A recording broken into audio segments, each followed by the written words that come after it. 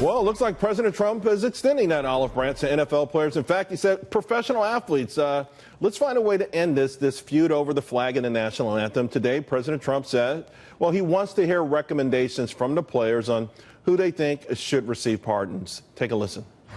You have a lot of people in the NFL in particular, but in sports leagues, they're not proud enough to stand for our national anthem. I don't like that. For the leagues, if they have people, if the players, if the athletes have friends of theirs or people that they know about that have been unfairly treated by the system, let me know. And if I find, and my committee finds that they're unfairly treated, then we will pardon them or at least let them out. All right, here now to discuss Beverly Hallberg, District Media Group President, and Burgess Owens, a Super Bowl champion, also author of Why I Stand, From Freedom to the Killing Fields of Socialism. Burgess, I got to start with you because essentially what President Trump is saying is that, you know what, maybe these players have a grievance, or grievances rather, and he doesn't like it. He feels bad that they don't have the sort of pride that he thinks perhaps everyone should have, and he's willing to take a listen. Is that the right step? Are we heading in the right direction now?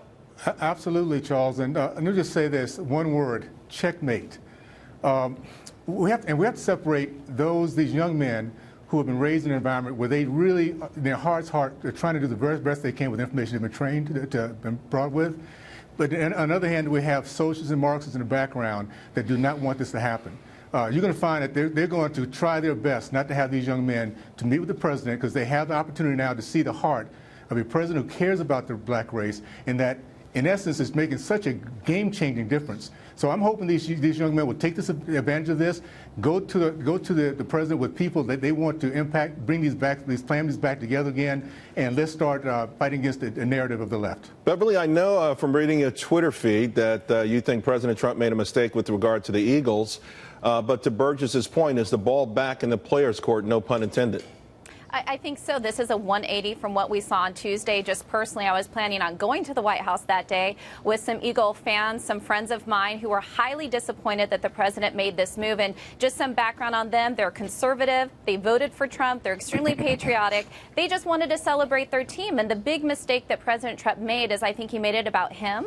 And I think the other side is he picked the wrong team to do that with. The Philadelphia Eagles, no one on that team took a knee during the national anthem in the previous season. Although reports say only 2 players were going to show up, though. There are a lot of reports. We don't know for sure. But I would say on that, even if only 2 players showed up, that looks bad on the Eagles. That does not look bad on the president. I think he should be the bigger person with these types of invitations and let the fans be mad at their own team if they don't send players. Burgess? Can I add to that, please? Sure. This is more than the Philadelphia Eagles. It's about black boys and girls in these communities that have been trained not to respect our flag, our country, and the left has actually told them that this is anti-black.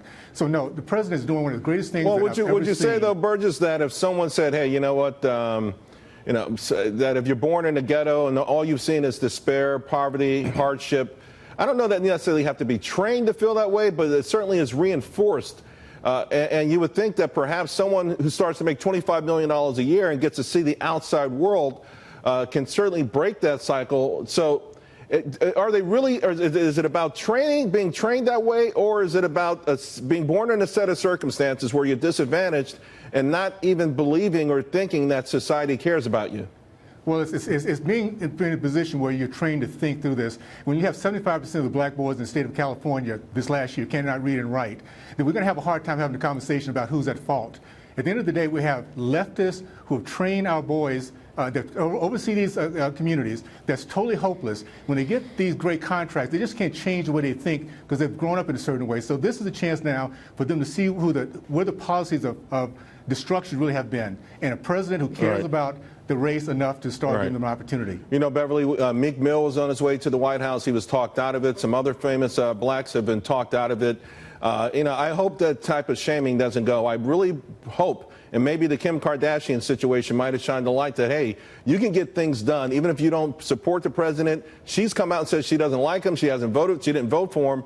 Do you think maybe this is an opportunity now to move this conversation in a positive direction? I surely hope so. This is a conversation that we needed to have. I think kind of the flames that were thrown on both sides of this issue with the national anthem hasn't been helpful. It hasn't gotten us to a place where we can actually see some change. And when you take a look at criminal justice reform, this is a bipartisan issue. This is a good topic for the president to talk about. And if we can help any more individuals who maybe through mandatory sentencing for drug possession, if we can help them come back into the community, back into the society, I think that's good. And it's good for these young players, these young men, to have a conversation about this. So I applaud the president for opening this up. And I hope one day everyone, we got to wrap it, Burgess, but go real quick, please. This country is a place of second chances. Once our race begins to understand that, hope comes back, and watch out. We're back again. Hey, I know a lot of black folks who voted for George Wallace in Alabama. So, yeah, we know about second chances, and I do hope that there's a day when everyone does stand for that national anthem, because it's a powerful symbol for every single American. Thank you both very much.